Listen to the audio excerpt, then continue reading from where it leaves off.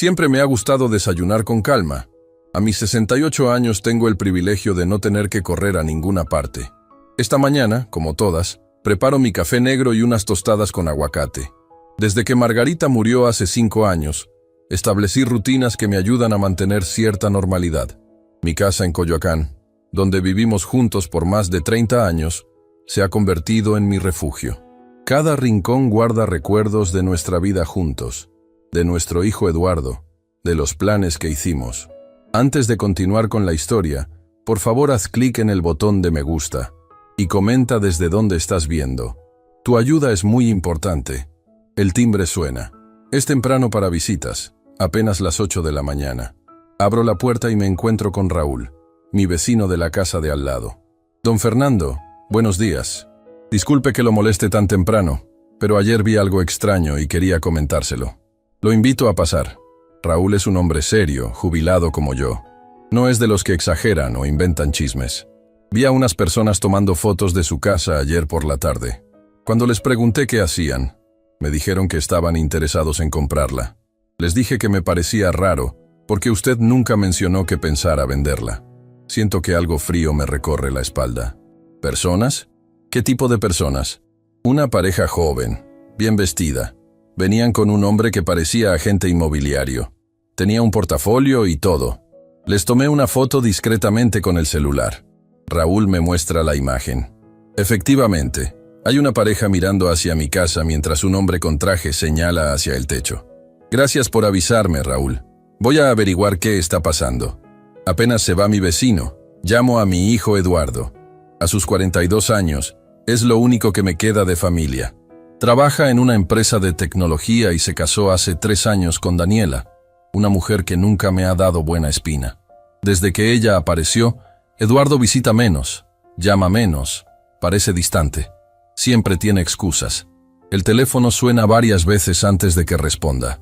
«Papá, es muy temprano. ¿Pasa algo?» «Buenos días, hijo. Disculpa la hora.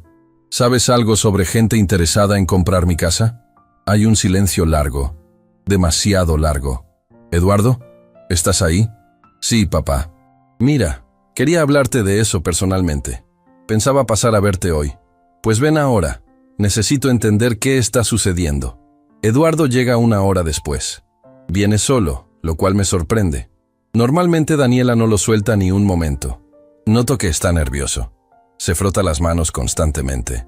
Algo que hace desde niño cuando tiene que confesar alguna travesura. «Papá, he estado pensando mucho en ti. Desde que mamá murió, vives solo en esta casa tan grande. Es demasiado espacio para una persona, y el mantenimiento debe ser costoso». Lo miro fijamente. «Ve al grano, Eduardo. Daniela y yo encontramos un departamento perfecto para ti. Más pequeño, en una zona con más servicios, cerca de un parque donde podrías caminar. Y está en un primer piso, sin escaleras. ¿Y quién te dijo que quiero mudarme? Esta es mi casa, donde viví con tu madre, donde te criamos». Eduardo suspira. «Papá, a tu edad hay que pensar en practicidad. Esta casa vale mucho dinero que podrías usar para vivir mejor. Hablé con un agente inmobiliario, solo para tener una idea del valor. Sin consultarme. Quería sorprenderte con opciones ya concretas. El agente dice que podríamos obtener casi 5 millones de pesos. Imagínate todo lo que podrías hacer con ese dinero». Me levanto lentamente. «Eduardo, aprecio tu preocupación, pero no voy a vender mi casa. No necesito un departamento más pequeño. No necesito estar cerca de un parque. Estoy perfectamente bien aquí. Fin de la discusión». Veo un destello de frustración en sus ojos. No es la primera vez que lo veo. Desde que se casó con Daniela, parece otra persona. Ella viene de una familia con dinero, pero que aparentemente lo ha perdido todo en malos negocios. Los padres de Daniela, Roberto y Mercedes, son de esas personas que mantienen las apariencias a toda costa. «Papá, al menos piénsalo. No puedes aferrarte a las cosas materiales. Mamá ya no está, y esta casa guarda demasiados recuerdos tristes. Para mí son recuerdos valiosos, no tristes. Y no lo voy a pensar. Mi decisión está tomada». Eduardo se va visiblemente molesto. Hay algo en todo esto que no me cuadra. Decido llamar a mi amigo Carlos, abogado retirado con quien juego dominó los jueves. Le cuento lo sucedido. «Fernando, No me gusta cómo suena eso. ¿Por casualidad has revisado tus documentos últimamente? Escrituras, testamento, poderes, están en la caja fuerte del banco. Nadie tiene acceso excepto yo. ¿Estás seguro? Eduardo no tiene una copia de la llave, ¿verdad? Me quedo pensando. Hace un año, cuando tuve una pequeña cirugía, le pedí a Eduardo que guardara una copia de la llave, por si algo me pasaba. Se la di en un sobre cerrado. Carlos, creo que necesito ir al banco ahora mismo. Te acompaño.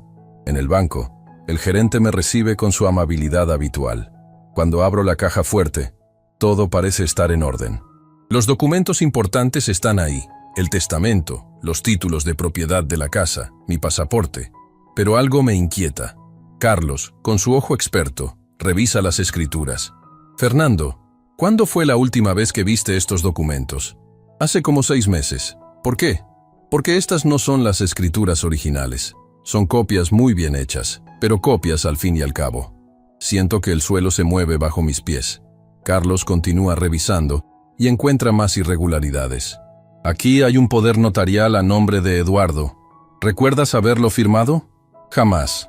Pues aparentemente le has dado poder para administrar tus bienes, incluyendo la facultad de vender propiedades.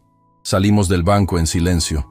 Mi mente trabaja a toda velocidad, tratando de entender lo que está sucediendo. Mi propio hijo robando mis documentos, falsificando mi firma. ¿Hasta dónde ha llegado? Fernando, necesitamos actuar rápido, dice Carlos. Primero, vamos con un notario para revocar ese poder. Después, hay que presentar una denuncia. ¿Denunciar a mi propio hijo? Si no lo haces, podrías perder tu casa. Y quién sabe qué más está planeando. Pasamos el resto del día entre notarios y abogados. Revoco el poder fraudulento y firmo nuevos documentos protegiendo mis bienes. Carlos me presenta a Patricia, una contadora forense que trabaja con casos de fraude. Don Fernando, necesitamos revisar sus cuentas bancarias y movimientos financieros de los últimos meses, me dice Patricia. Lo que descubrimos me deja helado. Ha habido transferencias pequeñas pero regulares desde mis cuentas a una cuenta a nombre de Eduardo y Daniela. No son cantidades que yo notaría fácilmente, pero sumadas representan casi 800,000 pesos en el último año.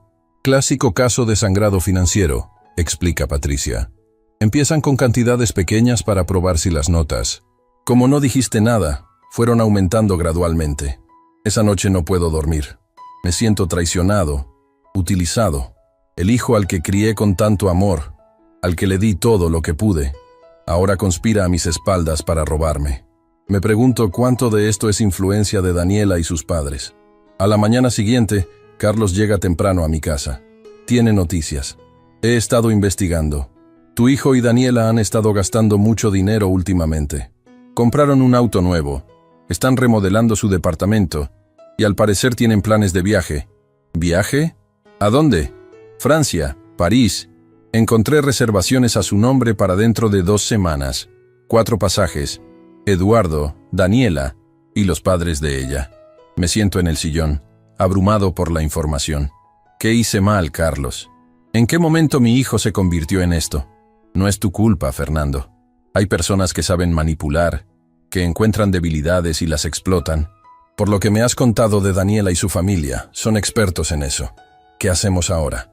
Ya iniciamos los procesos legales para proteger tus bienes, pero creo que debemos dejarlos avanzar un poco más con su plan. ¿Qué? ¿Por qué? Porque si los confrontamos ahora, podrían negar todo. Necesitamos pruebas sólidas, evidencia de sus intenciones. No me gusta la idea, pero sé que Carlos tiene razón. Decidimos seguir monitoreando la situación sin alertarlos. Patricia se encarga de revisar a diario mis cuentas bancarias, mientras Carlos contacta a algunos conocidos en el mundo inmobiliario para averiguar más sobre la supuesta venta de mi casa. Una semana después, recibo una llamada de Eduardo. Su voz suena extrañamente alegre. «Papá, ¿podemos vernos hoy? Tengo buenas noticias». «Claro, hijo. Ven a la casa». Esta vez viene con Daniela. Ella, con su sonrisa perfecta y sus modales estudiados, me abraza efusivamente. «Fernando, qué gusto verte. Hace tanto que no conversamos». Les ofrezco café, manteniendo la calma a pesar de que por dentro estoy furioso. Quiero ver hasta dónde son capaces de llegar. «Papá», comienza Eduardo, «hemos estado pensando mucho en ti». Nos preocupa verte solo en esta casa tan grande. Daniela interviene. Fernando, mi amor, creemos que mereces descansar después de tantos años de trabajo. Eduardo y yo queremos invitarte a unas vacaciones. ¿Vacaciones? Sí, exclama ella con entusiasmo. A París. Siempre has dicho que te gustaría conocer Europa. Es nuestro regalo para ti. Eduardo continúa. Iremos nosotros, tú y los padres de Daniela. Ya tenemos los pasajes y reservaciones en un hotel precioso cerca del Sena. Los miro fijamente, tratando de controlar mi indignación. Qué generosos. ¿Y de dónde salió el dinero para este viaje tan caro? Noto que intercambian una mirada rápida. Eduardo responde. Hemos estado ahorrando, papá. Y los padres de Daniela también contribuyeron. Ya veo. ¿Y cuándo sería este viaje? En una semana, el próximo viernes. Finjo considerar la oferta. Suena maravilloso, hijo. Déjame pensarlo y te aviso mañana, ¿sí? Cuando se van, llamo inmediatamente a Carlos y Patricia. Les cuento sobre la invitación. Es parte del plan, dice Carlos. Te quieren fuera del país para poder vender la casa sin que estés aquí para impedirlo. Patricia asiente. Y probablemente planean quedarse allá más tiempo del que te dicen. O incluso dejarte allá. La idea me golpea como un puñetazo. ¿Serían capaces de abandonarme en un país extranjero, sin hablar el idioma, sin recursos? La respuesta, tristemente, parece ser sí. Tengo una idea, dice Carlos. Vamos a seguirles la corriente. Diles que irás al viaje. ¿Para qué? Para tender nuestra propia trampa. Los próximos días son un torbellino de actividad.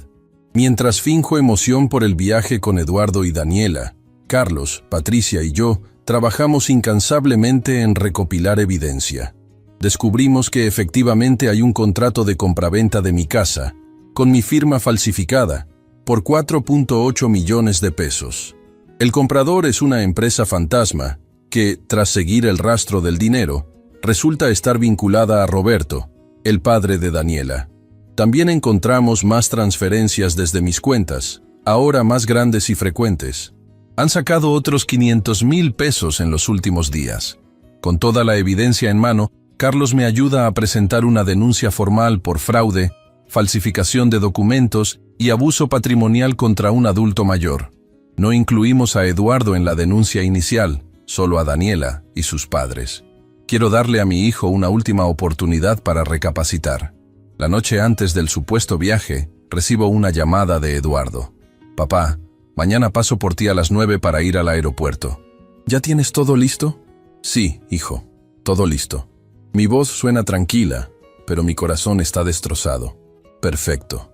Descansa bien. Mañana comienza nuestra gran aventura.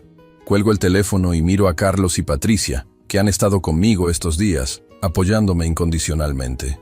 Mañana es el día, dice Carlos. ¿Estás seguro de que quieres seguir con el plan? Asiento lentamente. Mi hijo tomó su decisión. Ahora yo tomo la mía. Esa noche, sentado en el porche de mi casa, contemplo las estrellas y pienso en Margarita. ¿Qué diría ella de todo esto? Casi puedo escuchar su voz diciéndome que sea fuerte, pero también justo. Que el amor no significa permitir el abuso. Que a veces, la verdadera lección de amor es poner límites. Mañana enfrentaré la traición más dolorosa de mi vida. Pero lo haré con dignidad, con la frente en alto. Y sobre todo, lo haré con justicia. Porque nadie, ni siquiera mi propio hijo, tiene derecho a robarme no solo mi casa y mi dinero, sino también mi dignidad. A las 7 de la mañana ya estoy despierto. No he dormido bien, pero la adrenalina me mantiene alerta. Preparo mi café como cada mañana, intentando mantener una apariencia de normalidad mientras repaso mentalmente cada paso del plan que hemos trazado. Carlos llega a las 8, seguido por Patricia. Ambos me miran con preocupación. ¿Estás seguro de esto, Fernando?, pregunta Carlos. Completamente seguro. Mi hijo ha elegido su camino. Ahora yo elijo el mío. Patricia revisa su tableta. Tenemos todo listo. La denuncia está presentada pero en reserva. La jueza está al tanto de la situación y ha autorizado las medidas cautelares que solicitamos. ¿Y las cuentas?, pregunto. En cuanto des la señal, activaremos el bloqueo. No podrán acceder a los fondos una vez estén fuera del país. Suena el timbre. Carlos y Patricia se retiran discretamente a la habitación de invitados. Abro la puerta y ahí está Eduardo, sonriente, con una maleta pequeña. «Buenos días, papá. ¿Listo para la gran aventura?» Lo miro detenidamente, buscando en sus ojos algún atisbo de remordimiento, alguna señal del hijo que crié. No encuentro nada. «Listo, hijo. Solo déjame buscar mi maleta». Regreso con una pequeña valija que preparé para mantener la farsa. Eduardo la toma y la lleva al auto donde Daniela espera. «Fernando, qué emoción. París nos espera», exclama ella con su entusiasmo artificial. Me siento en el asiento trasero. Durante el trayecto al aeropuerto, Daniela no deja de hablar sobre los lugares que visitaremos, los restaurantes, las tiendas. Eduardo conduce en silencio, lanzándome miradas ocasionales por el retrovisor. «Por cierto, papá», dice Eduardo, «traje los documentos de tu seguro de viaje. Necesito que firmes aquí». Me pasa una carpeta. La abro y encuentro varios documentos. Finjo leerlos mientras en realidad busco lo que Carlos me advirtió. Una autorización oculta entre los papeles del seguro. Efectivamente, ahí está. Un documento que me comprometería a otorgar poder a Eduardo para administrar mis bienes durante mi ausencia. La firma falsificada en el contrato de venta de la casa fue solo el comienzo. Ahora buscan mi firma genuina para validar todo el fraude. «Hijo, olvidé mis lentes de lectura. ¿Me lo puedes leer?» Eduardo se pone nervioso. «No es nada importante, papá. Solo el seguro estándar para el viaje. Insisto, si voy a firmar algo, quiero saber qué es». Daniela interviene rápidamente. «Fernando, llegaremos tarde al aeropuerto. Puedes firmarlo ahí con calma». Asiento, fingiendo ceder. Llegamos al aeropuerto y nos reunimos con los padres de Daniela. Roberto, un hombre corpulento con un traje caro pero pasado de moda, y Mercedes, delgada y con excesivas joyas, me saludan efusivamente. «Fernando, qué gusto verte», exclama Roberto. «Este viaje será inolvidable». No saben cuán cierta es esa afirmación. Eduardo me comentó del seguro de viaje. ¿Tienes los papeles para que los firme ahora?, pregunto inocentemente. Noto cómo intercambian miradas. Eduardo saca nuevamente la carpeta. «Claro, papá. Aquí están». Tomo los documentos y saco un bolígrafo. «Permíteme leerlos primero». «Papá, ya te dije que es solo un seguro estándar», insiste Eduardo, su voz traicionando su nerviosismo. Comienzo a leer en voz alta, específicamente la parte del poder notarial oculto. La cara de Eduardo palidece. Roberto interviene. «Fernando, son formalidades. En casos de emergencia durante el viaje, Eduardo necesitaría poder tomar decisiones». «¿Decisiones como vender mi casa?», pregunto directamente. El silencio que sigue es ensordecedor. Los cuatro me miran atónitos. «No sé de qué hablas», dice Eduardo finalmente, pero su voz tiembla. Guardo los documentos en mi chaqueta. Creo que todos sabemos perfectamente de qué hablo. Mercedes mira su reloj con exagerado dramatismo. «Vamos a perder el vuelo. Podemos discutir esto después». «No habrá ningún después», respondo. «No voy a ninguna parte». Eduardo me toma del brazo, bajando la voz. «Papá, estás haciendo una escena. Vamos, el avión nos espera». Me libero de su agarre. «El avión los espera a ustedes. Yo me quedo aquí». Daniela intenta una nueva táctica. Sus ojos se llenan de lágrimas falsas. «Fernando, ¿qué sucede? Hemos planeado este viaje con tanto cariño para ti. Déjate de actuaciones, Daniela. Sé todo. Sé lo de los documentos falsos. Sé lo de las transferencias de dinero. Sé lo de la venta de mi casa». Sus rostros se transforman. La fachada de amabilidad desaparece, revelando lo que realmente son. Roberto da un paso hacia mí, amenazante. «No sabes con quién te estás metiendo, viejo. Mejor subes a ese avión y todos contentos». En ese momento, como si fuera una señal, aparecen Carlos y dos oficiales de policía. Carlos se acerca a nosotros. «¿Algún problema, Fernando?»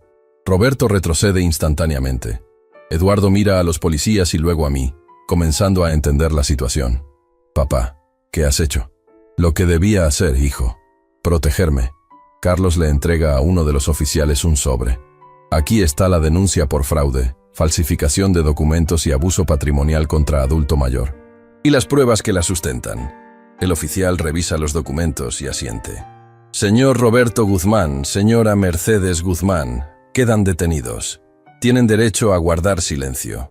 Mientras los oficiales leen sus derechos a los padres de Daniela, ella se acerca a Eduardo y le susurra algo. Él asiente, y ambos se alejan un poco. «Papá, esto es un malentendido», dice Eduardo, acercándose nuevamente. «Déjame explicarte». «No hay nada que explicar. Las pruebas hablan por sí solas. Por favor, diles que liberen a Roberto y Mercedes. Podemos resolver esto en familia». «Ya no hay familia que resolver, Eduardo. Tú la destruiste». Veo dolor en sus ojos, pero no sé si es genuino o solo temor por las consecuencias. Daniela se acerca, su actitud completamente cambiada. «Fernando, sea razonable. Nadie iba a salir perjudicado. Solo queríamos un nuevo comienzo. ¿A costa de mi casa? ¿De mis ahorros de toda la vida?». Daniela baja la voz, su tono ahora amenazante. «Piénselo bien. Si sigue con esto, Eduardo también caerá. ¿Realmente quiere ver a su único hijo en la cárcel?».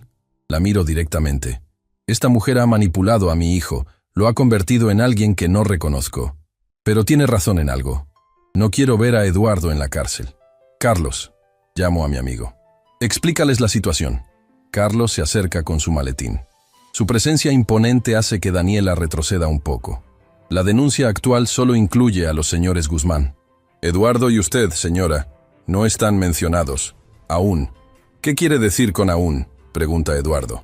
«Que depende de ustedes si quieren sumarse a la lista. Don Fernando ha sido extremadamente generoso al darles una oportunidad.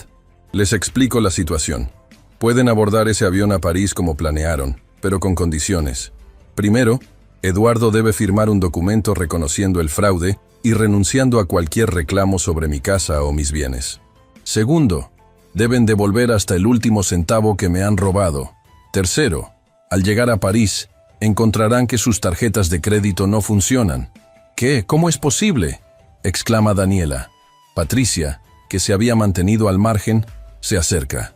«Se ha emitido una alerta internacional por posible fraude bancario. Todas sus cuentas están congeladas». Daniela mira a Eduardo, pánico en sus ojos. «¿Qué vamos a hacer? No tenemos dinero». «Podrán acceder a una pequeña cantidad diaria para subsistencia básica», explica Patricia.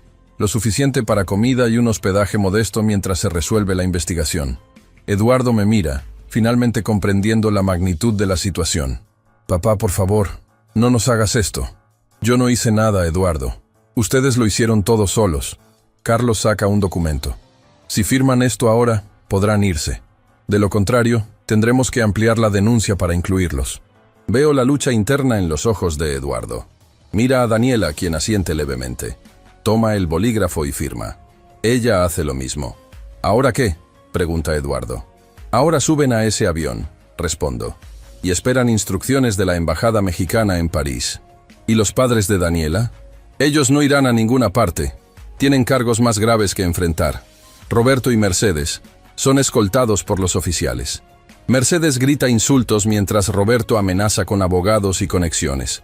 Pero sus amenazas suenan huecas ahora.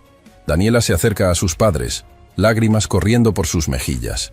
Esta vez parecen reales. «Los sacaré de esto, lo prometo», les dice. «Vámonos, Daniela», dice Eduardo tirando de su brazo. «No hay nada más que hacer aquí». Antes de irse, Eduardo se detiene frente a mí. «¿Por qué, papá? ¿Por qué no simplemente hablaste conmigo?». «Lo intenté, hijo, muchas veces, pero dejaste de escucharme hace tiempo». Se van caminando hacia la puerta de embarque, dos figuras solitarias arrastrando maletas llenas de sueños robados. Carlos pone su mano en mi hombro. «¿Estás bien, Fernando?». «No, no estoy bien, pero hice lo correcto». Salimos del aeropuerto en silencio. El día es brillante, contrastando con la oscuridad que siento por dentro. En el auto, Patricia revisa su tableta nuevamente. «Ya activé los bloqueos de las cuentas. También envié la notificación a la embajada en París. Los estarán esperando». «¿Y la casa?», pregunto. «El proceso de reversión de la venta ya está en marcha. Con la evidencia que tenemos, no habrá problema en anular el contrato fraudulento. Regreso a mi casa, esa casa que casi pierdo, que contiene los recuerdos de toda una vida con Margarita». Carlos y Patricia insisten en quedarse conmigo esa noche, preocupados por mi estado emocional. Acepto su compañía, agradecido por estos amigos que han estado a mi lado en los momentos más oscuros. Esa noche, sentado en mi estudio, encuentro una foto vieja de Eduardo cuando era niño. Sonríe a la cámara, inocente, sincero. ¿En qué momento perdí a ese niño? ¿Fue cuando murió Margarita? ¿Fue cuando apareció Daniela? ¿O fue mucho antes, en algún error que cometí como padre? El teléfono suena. Es un número desconocido. ¿Diga? Señor Ramírez, soy Lucía Fuentes, de la Embajada Mexicana en París. Quería informarle que su hijo y su nuera ya han sido notificados de la situación. ¿Cómo reaccionaron? Como era de esperarse, la señora hizo una escena. Su hijo permaneció en silencio la mayor parte del tiempo. Entiendo. ¿Cuál es el siguiente paso? Deben presentarse mañana para firmar los documentos de desvinculación de las propiedades y cuentas bancarias. Después de eso, depende de ellos lo que hagan. Agradezco la información y cuelgo. Carlos, que ha escuchado la conversación, me mira. ¿Quieres ir? ¿Ir a dónde? A París. A estar presente cuando firmen. La idea me sorprende. ¿Para qué? Para cerrar este capítulo cara a cara. Para que vean que no actuaste por venganza, sino por justicia. Pienso en ello. La idea de enfrentar a Eduardo nuevamente me genera sentimientos encontrados. Dolor, rabia, tristeza, pero también una extraña sensación de necesidad. De poner un punto final a esta historia. No lo sé, Carlos. Necesito pensarlo. A la mañana siguiente, tomo mi decisión. Llamó a la embajada y coordinó con Lucía. Después, pido a Patricia que me ayude con los arreglos del viaje. ¿Estás seguro de esto, Fernando?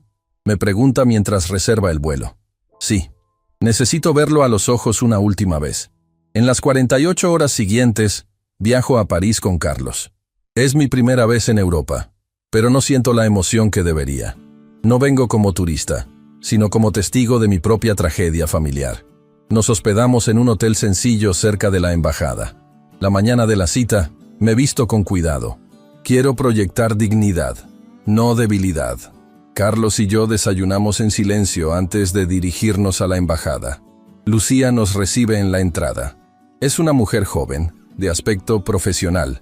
Nos conduce a una sala de reuniones donde ya esperan 2 abogados. Su hijo y su nuera llegarán en 20 minutos, nos informa. ¿Desea esperarlos aquí o prefiere que no lo vean hasta el momento de la firma? Prefiero que sea una sorpresa, respondo. Nos llevan a una sala adjunta, donde podemos ver a través de un vidrio de visión unilateral. Eduardo y Daniela llegan puntuales. Él se ve demacrado, con ojeras profundas y la ropa arrugada. Ella mantiene mejor apariencia, pero su habitual confianza parece disminuida. Lucía les explica el procedimiento. Deben firmar varios documentos renunciando a cualquier derecho sobre mi casa y mis bienes. También deben comprometerse a devolver todo el dinero sustraído. ¿Y después qué?, pregunta Eduardo. ¿Seguiremos con las cuentas congeladas? Una vez firmados los documentos, se liberará una cantidad mensual limitada. El resto permanecerá retenido hasta que se complete la devolución de los fondos sustraídos. Daniela parece indignada. ¿Cómo se supone que viviremos así? Deberían haberlo pensado antes de cometer fraude, responde Lucía con profesionalidad fría. Eduardo toma los documentos y comienza a firmar sin leerlos siquiera. Daniela duda, pero finalmente hace lo mismo. ¿Esto es todo?, pregunta Eduardo cuando terminan. Casi, responde Lucía. Hay un testigo que quiere estar presente. Eduardo levanta la mirada, confundido. Es entonces cuando entro en la sala seguido por Carlos. La sorpresa en sus rostros es indescriptible. Papá, murmura Eduardo palideciendo. Daniela se queda sin palabras por primera vez desde que la conozco. Me siento frente a ellos, mirándolos directamente. No hay rabia en mi mirada, solo tristeza y determinación.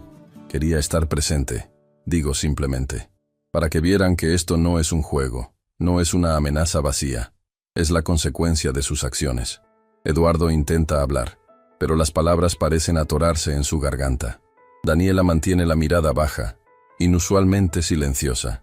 No vine a París para humillarlos ni para regodearme en su desgracia. Vine para entregarles algo. Saco de mi maletín un sobre grueso. Lo coloco sobre la mesa y lo empujo hacia Eduardo. ¿Qué es esto?, pregunta sin atreverse a abrirlo. Ábrelo. Con manos temblorosas, Eduardo abre el sobre. Dentro hay fotografías. Muchas fotografías. De él de niño, con Margarita y conmigo. En su graduación, en Navidades pasadas. Momentos felices de una familia que ya no existe. Y al final, una carta breve, escrita con mi letra imperfecta. Eduardo la lee en silencio, las lágrimas comenzando a correr por sus mejillas. Daniela intenta leer por encima de su hombro. Pero él aparta la carta. Eduardo, digo suavemente, no te quité nada, solo detuve lo que tú me estabas quitando. Nos miramos en silencio, padre e hijo, separados por una mesa y por un abismo de traición que parece imposible de cruzar. Y en ese momento, entiendo que mi verdadera venganza no fue el plan elaborado, ni las cuentas congeladas, ni la denuncia. Mi verdadera venganza es esta: estar aquí, con dignidad intacta, mostrándole que el dinero nunca fue lo importante. Lo importante era la confianza, la familia, el amor. Todo lo que él decidió tirar por la borda. El silencio en la sala de la embajada es denso, casi palpable. Eduardo sigue mirando las fotografías con manos temblorosas. Daniela ha dejado de intentar ver la carta y ahora me observa con una mezcla de rabia y miedo. ¿Cómo llegaste hasta aquí?, pregunta finalmente Eduardo. Tomé un avión, igual que ustedes, respondo con calma. La diferencia es que yo pagué mi boleto con dinero honestamente ganado. Daniela se levanta bruscamente. Esto es ridículo. No puede mantenernos así, atrapados en un país extranjero, casi sin recursos. No los estoy manteniendo atrapados. Son libres de regresar a México cuando quieran. ¿Para enfrentar cargos?, escupe ella. Muy conveniente, Carlos interviene. Los cargos son solo contra los padres de la señora, por ahora. Ustedes firmaron un acuerdo de restitución que, si lo cumplen, los mantendrá fuera del proceso penal. Eduardo levanta la mirada de las fotografías. Sus ojos están enrojecidos. ¿Qué pasó con Roberto y Mercedes? Están bajo custodia, respondo. El juez negó la fianza debido al riesgo de fuga. Daniela golpea la mesa con sus manos. Son mis padres. No puede hacerles esto. Yo no les hice nada. Ellos se lo hicieron a sí mismos cuando decidieron robarme. Lucía, la representante de la embajada, aclara su garganta. Los documentos están firmados y en orden. A partir de ahora, tendrán acceso a una asignación mensual de 1.500 euros hasta que la deuda sea saldada. ¿1.500 euros? Daniela casi grita. Eso no es nada en París. Ni siquiera cubre el alquiler de un departamento decente. No tienen que quedarse en París, dice Carlos. Pueden regresar a México y buscar trabajo. Eduardo guarda silenciosamente las fotografías en el sobre, pero mantiene la carta en su mano. ¿Puedo hablar contigo en privado, papá? Miro a Carlos, quien asiente levemente. Está bien. Lucía nos conduce a una sala más pequeña y nos deja solos. Eduardo se sienta frente a mí, la carta arrugada entre sus dedos. ¿Por qué lo hiciste de esta manera?, pregunta. ¿Por qué no hablaste conmigo directamente? Lo intenté, Eduardo.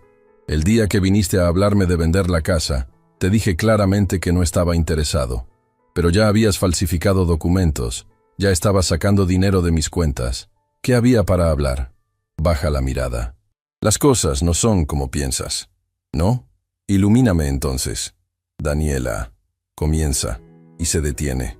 Sus padres tienen problemas financieros graves, deudas con gente peligrosa. Nos dijeron que necesitaban el dinero para salvarlos a todos, incluida Daniela. ¿Y eso justifica robarme? No, no lo justifica. Pero tenía miedo. Roberto me mostró fotos de personas golpeadas. Me dijo que así acabaríamos si no conseguíamos el dinero. Lo miro fijamente, buscando la verdad en sus ojos. Parece sincero, pero también parecía sincero cuando me invitó al supuesto viaje familiar. ¿Por qué no pediste ayuda? ¿Por qué no confiaste en mí? Roberto dijo que no debía involucrar a nadie más, que sería peor. Hace una pausa. Y también dijo cosas sobre ti, que eras egoísta, que tenías todo ese dinero guardado mientras ellos estaban desesperados. ¿Y le creíste? Eduardo guarda silencio un momento. No al principio. Pero Daniela lloraba todos los días, temiendo por sus padres. Y ellos insistían en que tú nunca ayudarías, que solo te importaba tu dinero y tu casa. La casa donde te criaste. El dinero que iba a ser tu herencia algún día. Lo sé, murmura. Lo arruiné todo. Nos quedamos en silencio unos minutos. Parte de mí quiere creer en su explicación. Quiere pensar que mi hijo fue manipulado, presionado. Pero otra parte recuerda su frialdad, su determinación al ejecutar el plan. Esa carta que escribiste, dice finalmente Eduardo, levantando el papel arrugado. Dice que no me quitaste nada. Solo detuviste lo que yo te estaba quitando. Pero me quitaste algo, papá. Me quitaste tu confianza. Tú la destruiste primero. Lo sé.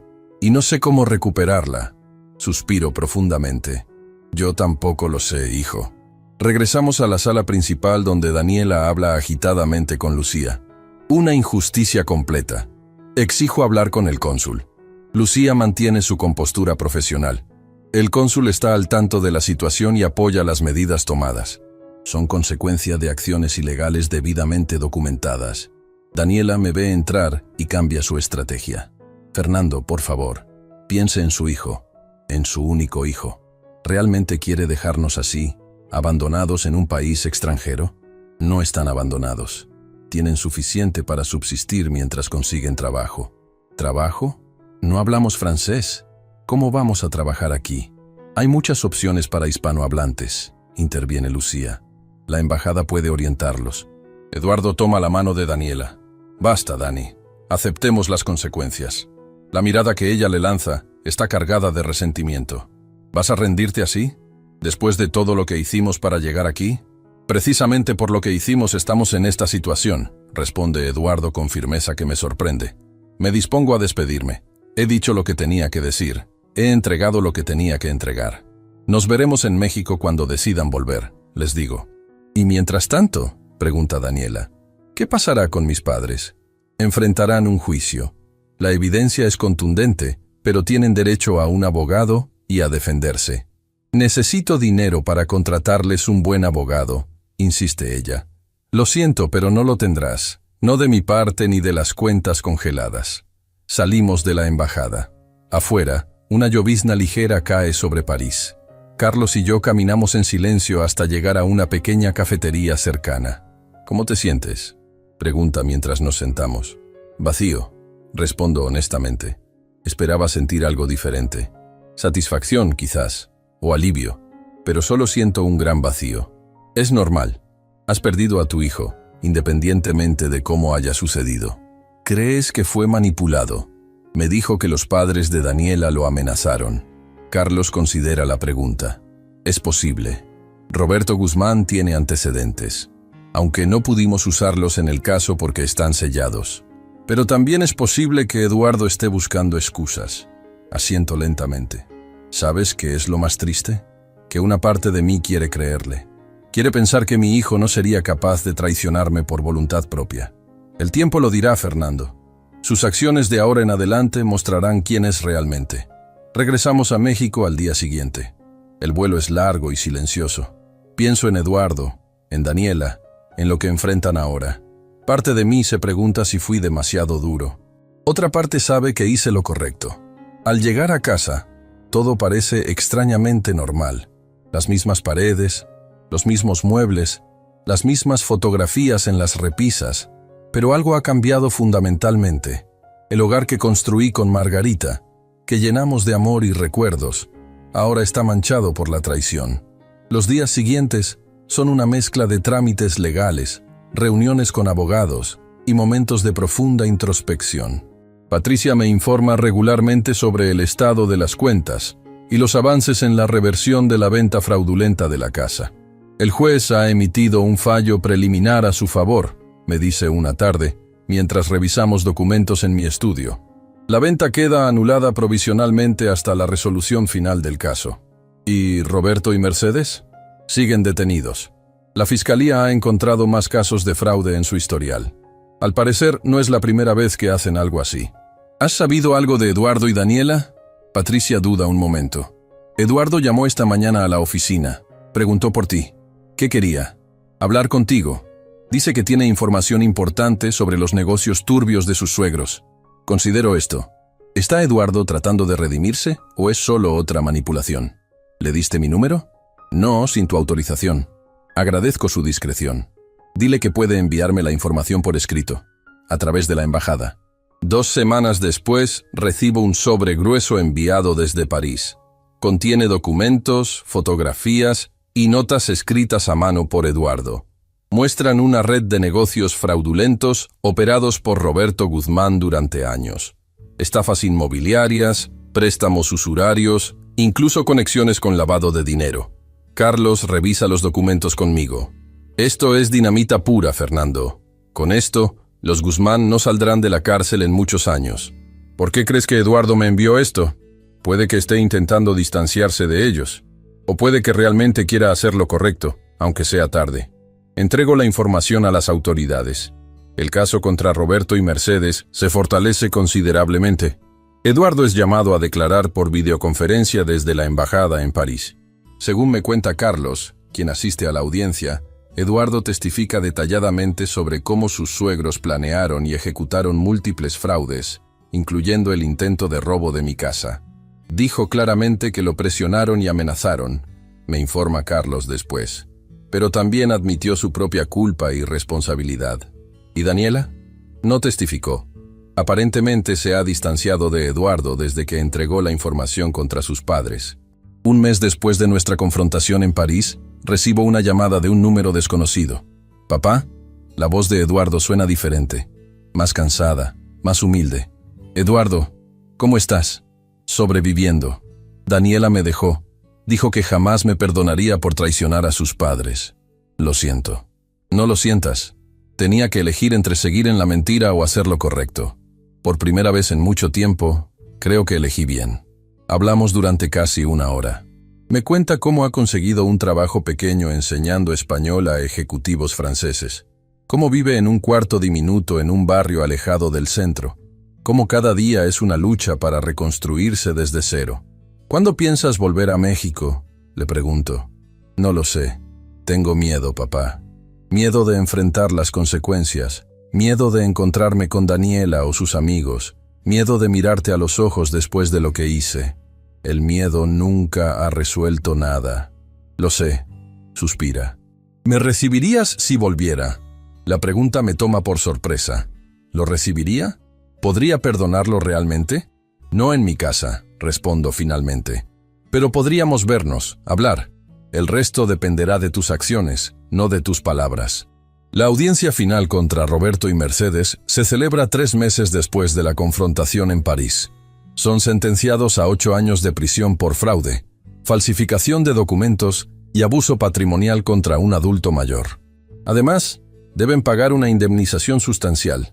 Daniela no asiste al juicio. Según los informes que recibo, ha regresado a México, pero vive con unos tíos en Guadalajara, lejos de la Ciudad de México. No ha intentado contactarme ni a Carlos. Eduardo sigue en París. Hablamos por teléfono ocasionalmente. Sus conversaciones son diferentes ahora, más honestas, más reflexivas. Me habla de su trabajo que ha ido mejorando, de sus planes de estudiar francés formalmente, de lo mucho que ha aprendido sobre sí mismo en estos meses de soledad. «Nunca te pregunté qué decía la carta», le digo un día. «¿Cuál carta?» «La que te di en París, junto con las fotografías». «Ah, esa carta». Hace una pausa.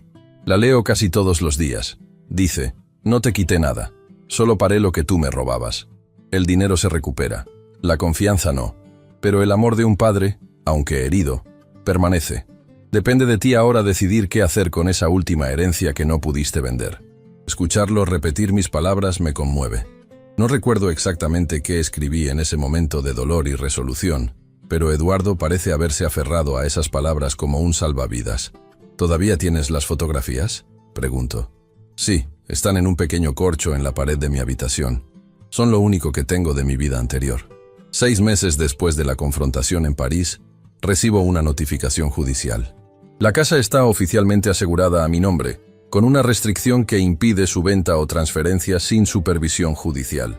Es una medida preventiva para evitar futuros intentos de fraude.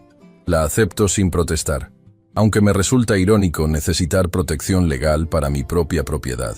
El dinero sustraído de mis cuentas comienza a ser reintegrado lentamente. Eduardo envía una pequeña cantidad mensual desde París. No es mucho, pero representa un esfuerzo constante de su parte. Un día, recibo un correo electrónico de Eduardo con un enlace a un video. Es una entrevista que dio a un pequeño canal de noticias online dirigido a la comunidad mexicana en Francia.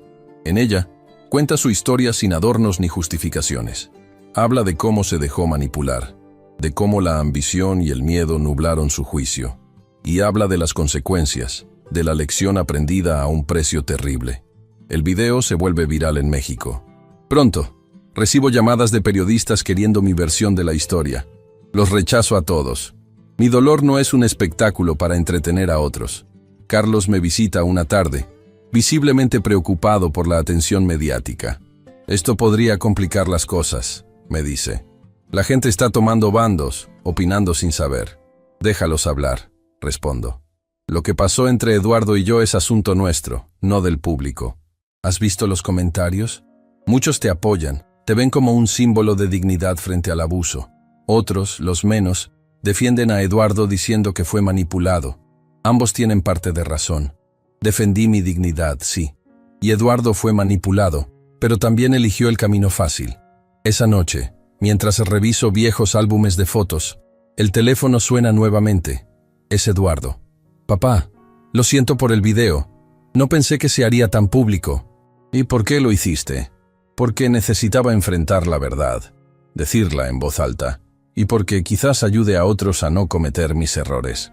Está generando mucha atención. Lo sé. Me han ofrecido entrevistas pagadas, pero las he rechazado todas. No quiero lucrar con nuestra tragedia familiar. Siento un pequeño destello de orgullo al escuchar esto. Al menos en esto, Eduardo muestra integridad. He estado pensando, papá. Quiero volver a México. ¿Estás seguro? Las cosas no serán fáciles aquí. Lo sé. Pero necesito enfrentar las consecuencias cara a cara. Reconstruir mi vida donde la destruí. ¿Cuándo piensas venir? En unas semanas. Primero debo resolver algunas cosas aquí. Después de colgar, me quedo mirando el teléfono. Mi hijo regresa. No sé si para bien o para mal, pero regresa. Y con su regreso, vendrá la prueba real de si todo esto, el dolor, la traición, la justicia, habrá servido para algo. Me pregunto si Margarita estaría orgullosa de cómo manejé las cosas, si aprobaría mi mezcla de firmeza y compasión, si entendería por qué tuve que hacer lo que hice. Y mientras miro las estrellas desde mi porche, la misma casa que casi pierdo, siento que de alguna manera ella me da su respuesta. Un suave viento mueve las hojas de los árboles, como un susurro de aprobación. Hice lo que debía hacer, no por venganza, sino por justicia, no por rabia, sino por dignidad. Y ahora, el resto del camino lo decidirán las acciones de Eduardo, no mis palabras, ni mis sentimientos heridos.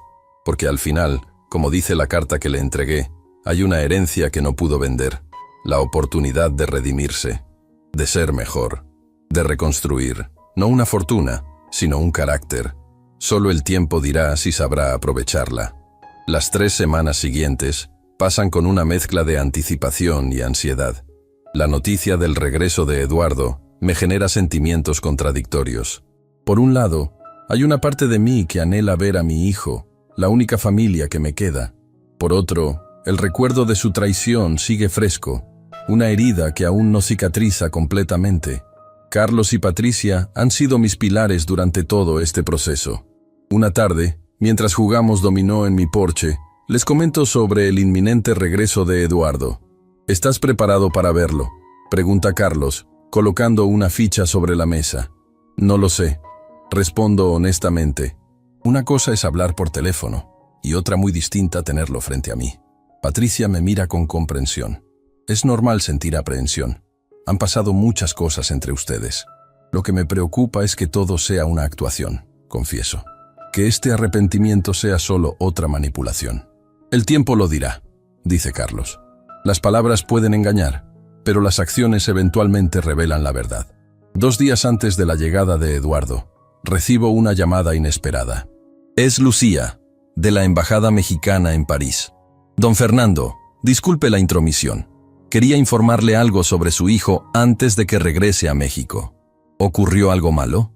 Al contrario, durante estos meses, su hijo ha estado colaborando con nosotros de manera extraordinaria. No solo proporcionó información sobre los negocios fraudulentos de sus suegros, sino que también ha estado ayudando a otros mexicanos en situaciones difíciles aquí en París. ¿Ayudando? ¿De qué manera? Como traductor voluntario en la sección consular, principalmente. También ha organizado un pequeño grupo de apoyo para compatriotas que se encuentran en situaciones precarias. Personas estafadas, abandonadas o simplemente perdidas en un país extranjero. La noticia me sorprende. Este comportamiento no concuerda con el Eduardo que intentó robarme. Me pregunto si es posible que haya cambiado realmente, o si esto es parte de una estrategia más elaborada para congraciarse conmigo. Quería que lo supiera, continúa Lucía. Su hijo ha demostrado un compromiso genuino por reparar el daño causado, no solo a usted, sino a la comunidad. Agradezco la información y cuelgo, pensativo. ¿Será posible una redención tan completa en tan poco tiempo? ¿O acaso el Eduardo solidario y honesto siempre estuvo ahí, temporalmente nublado por la influencia de Daniela y sus padres? El día de su llegada amanece soleado. No voy al aeropuerto a recibirlo.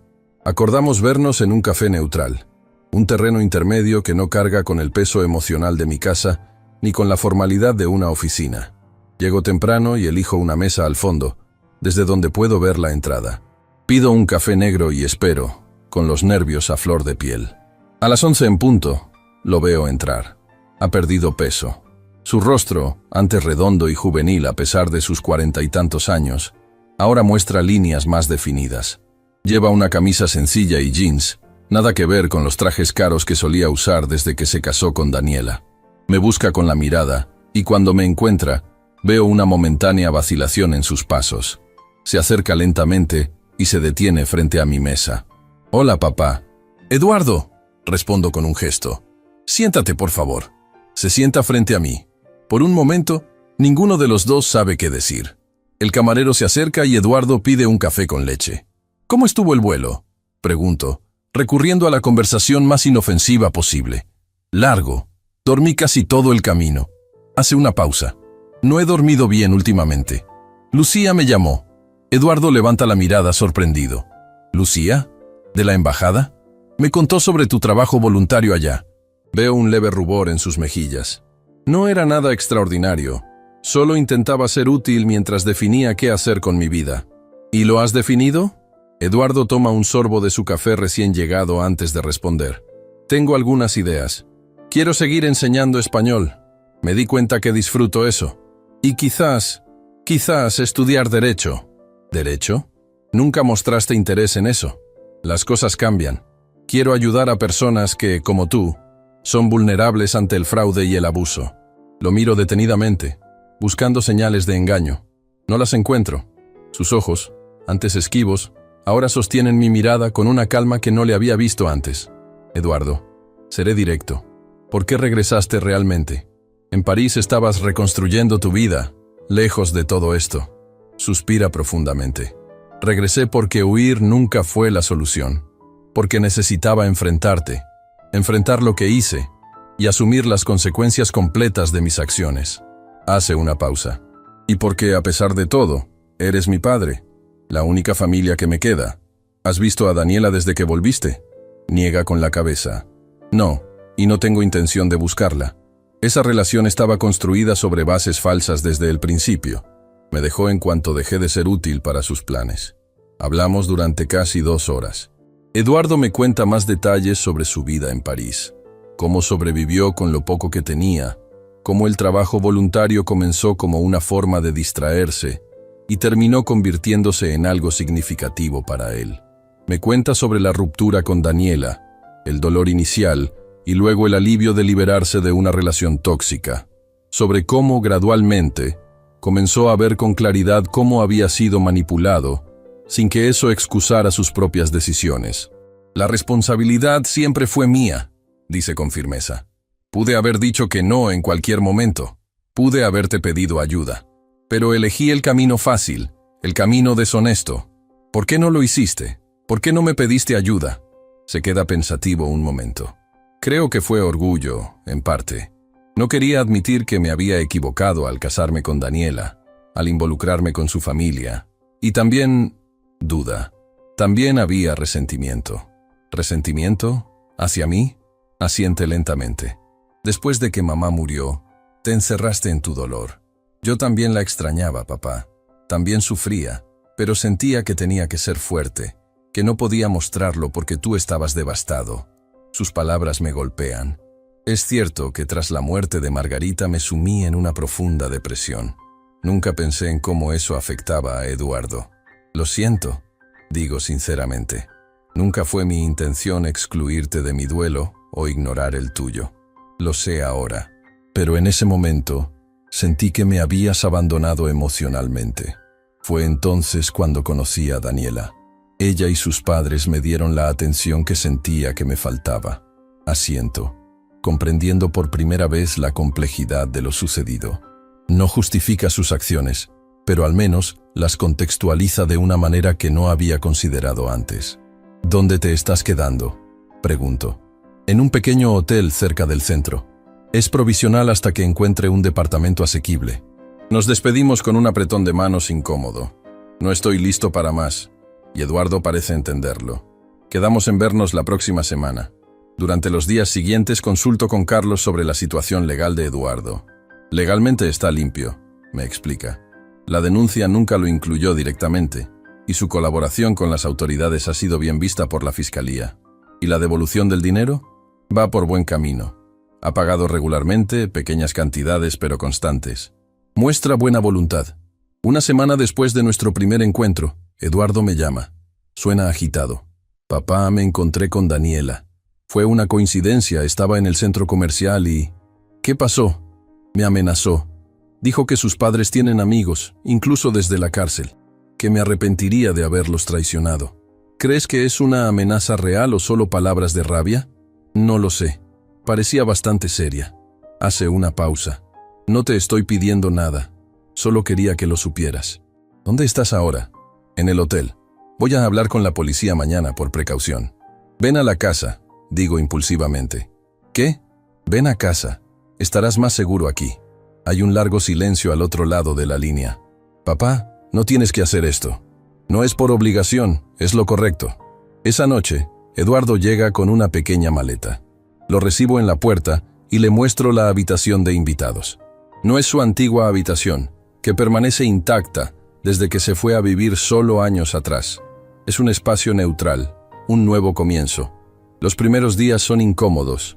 Nos movemos por la casa como extraños educados, pidiendo permiso para usar la cocina, hablando poco, evitando temas difíciles. Pero gradualmente, una nueva rutina emerge. Desayunamos juntos. Eduardo sale a buscar trabajo o a estudiar en la biblioteca. Yo continúo con mis actividades habituales, mis partidas de dominó con Carlos, mis paseos por el parque.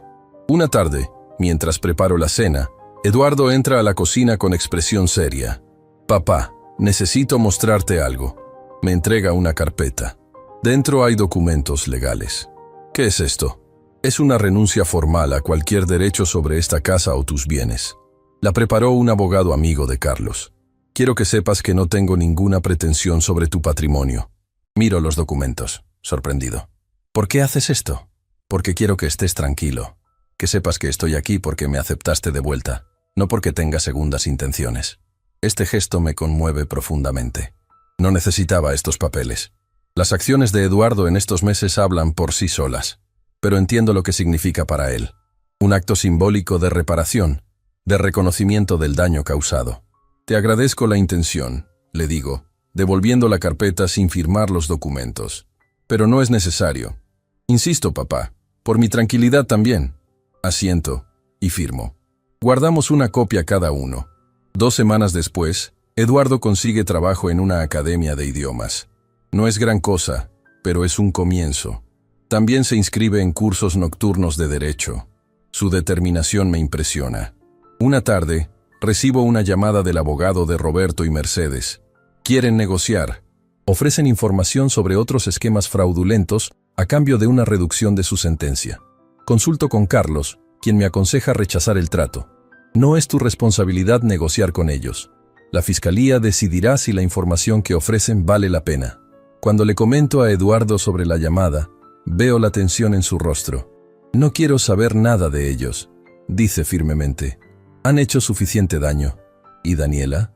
¿Has vuelto a verla? No. Supe que regresó con sus tíos a Guadalajara. Espero que rehaga su vida lejos de aquí, lejos de mí. El tiempo pasa y nuestra convivencia se vuelve más natural, menos forzada. Eduardo me ayuda con el mantenimiento de la casa que una vez intentó vender. Yo lo apoyo en sus estudios, revisando sus apuntes, discutiendo casos que estudia. Un día, mientras limpiamos el ático, encontramos una caja con objetos de Margarita, vestidos, joyas sencillas, cartas que nos escribimos cuando éramos jóvenes.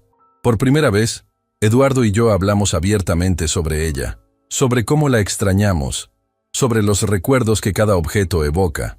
Nunca te dije cuánto la extraño, dice Eduardo, sosteniendo una fotografía donde aparecemos los tres en su graduación universitaria. Sentía que no tenía derecho a mostrar mi dolor cuando el tuyo era tan evidente. Siempre tuviste ese derecho, respondo. Ella era tu madre tanto como mi esposa. A veces pienso que si ella estuviera viva, nada de esto habría sucedido. Es posible. Margarita siempre tuvo un don para mantener a la familia unida, para detectar problemas antes de que se volvieran graves. Era extraordinaria, dice Eduardo con la voz quebrada. Y la decepcioné terriblemente. Lo miro fijamente. Tu madre creía firmemente en las segundas oportunidades. Decía que la verdadera medida de una persona no está en sus errores, sino en cómo los enfrenta y se levanta después. Eduardo asiente, secándose una lágrima. Este momento compartido de vulnerabilidad marca un punto de inflexión en nuestra relación. No es un perdón completo, pero es un paso significativo hacia la reconciliación. 6 meses después del regreso de Eduardo, recibimos una noticia sorprendente. La casa de Roberto y Mercedes en una exclusiva zona residencial, que había sido retenida como parte de la investigación, está siendo subastada para pagar a las víctimas de sus fraudes. Y como principal afectado en el caso más reciente, tengo derecho a una compensación sustancial. No quiero ese dinero, le digo a Carlos cuando me informa. Es lo que te corresponde legalmente. Aún así, no me sentiría bien aceptándolo. Eduardo, que escucha la conversación, interviene. ¿Y si lo donas? Podría ir a alguna organización que ayude a adultos mayores víctimas de fraude. La idea me gusta. En las semanas siguientes, investigamos y encontramos una fundación que brinda asesoría legal gratuita y apoyo a personas de la tercera edad en situaciones de vulnerabilidad. Decidimos donar allí la totalidad de la compensación. El día que firmamos la donación, uno de los directores de la fundación nos pregunta si estaríamos dispuestos a compartir nuestra historia como testimonio para otros. Las personas necesitan saber que no están solas, que hay salida incluso en las situaciones más difíciles, nos explica. Eduardo me mira, esperando mi decisión. Después de todo, es una historia dolorosa, personal, pero también pienso en cuántas personas podrían verse reflejadas en ella, cuántas podrían encontrar el valor para buscar ayuda. Lo haremos, respondo finalmente, pero como una historia de advertencia y de esperanza, no como un espectáculo. En los meses siguientes, Eduardo y yo participamos en charlas organizadas por la Fundación. Él desde su perspectiva de alguien que cometió un error grave y busca la redención. Yo desde mi experiencia como víctima que encontró la fortaleza para defenderse sin perder la humanidad. Cada vez que contamos nuestra historia, veo cómo resuena en otros. Veo lágrimas de reconocimiento en los ojos de personas mayores que han vivido situaciones similares. Veo asentimientos de comprensión en jóvenes que se han dejado llevar por influencias negativas. Un año después de su regreso, Eduardo se muda a su propio departamento. Es una decisión que tomamos juntos, reconociendo que necesitamos espacio para seguir creciendo individualmente. No es un distanciamiento, sino un paso hacia una relación más saludable. El día que se lleva sus cosas, me entrega un sobre. ¿Qué es esto? Ábrelo cuando me haya ido. Cuando Eduardo se marcha, abro el sobre. Contiene una carta y un cheque por la cantidad total que me robó, más intereses. La carta dice: Papá, este cheque representa el final de una deuda económica, pero sé que la deuda moral que tengo contigo es impagable. Cada centavo fue ganado honestamente, con esfuerzo y dedicación. Me tomó más tiempo del que esperaba, pero cumplir esta promesa era fundamental para mí. Te agradezco por no cerrar completamente la puerta, por permitirme demostrar con acciones que el hijo que criaste sigue aquí, aunque se perdió por un tiempo. No pido un perdón inmediato ni incondicional, solo la oportunidad de seguir reconstruyendo lo que rompí. Siempre recordaré tus palabras en aquella carta. El amor de un padre, aunque herido, permanece. Esa ha sido mi ancla en los momentos más difíciles. Con amor y respeto, Eduardo. El cheque representa un sacrificio significativo para él. Sé que ha trabajado incansablemente, que ha vivido austeramente para poder juntar esa cantidad. También sé que no lo hizo por obligación legal, sino por un compromiso moral consigo mismo. Esa noche, mientras contemplo las estrellas desde mi porche, pienso en el largo camino que hemos recorrido, en la traición que casi destruye nuestra familia, en el dolor que ambos sentimos y en la lenta, difícil, pero real reconstrucción que hemos logrado. Pienso en Margarita y en lo que diría de todo esto. Casi puedo escuchar su voz diciéndome que el verdadero valor de una familia no está en su perfección, sino en su capacidad para sanar heridas, para aprender de los errores, para reconstruirse desde las cenizas. Mi venganza, que nunca fue realmente venganza sino justicia, cumplió su propósito. No fue destruir a mi hijo, sino despertar su conciencia. No fue castigarlo eternamente, sino mostrarle que las acciones tienen consecuencias. Y en ese proceso, ambos aprendimos lecciones valiosas. Yo aprendí que la fortaleza no está reñida con la compasión, que defender mis derechos no significa endurecer mi corazón. Eduardo aprendió que el camino fácil eventualmente se vuelve el más difícil, que la verdadera riqueza no está en lo material, sino en la integridad. Al día siguiente visito a Eduardo en su nuevo departamento. Es un lugar sencillo pero acogedor, reflejo de su nueva vida. Le entrego un sobre. ¿Qué es esto?, pregunta confundido. Ábrelo. Dentro está su cheque, roto en pedazos, junto con una nota mía. La deuda está saldada. No con este dinero, sino con tus acciones, con tu esfuerzo por cambiar. Usa esto para construir tu futuro. Es mi regalo para tu nuevo comienzo. Eduardo me mira, sus ojos brillantes por las lágrimas contenidas. Gracias, papá. Nos abrazamos por primera vez desde que todo comenzó. Un abrazo cauteloso al principio, luego más firme, más auténtico. No es un final feliz de cuento de hadas. Hay heridas que nunca sanarán completamente. Confianza que deberá seguir reconstruyéndose día a día, pero es un nuevo comienzo. Y a veces, eso es suficiente. Si mi historia te conmovió, no olvides suscribirte y activar las notificaciones para más relatos de vida que te harán reflexionar.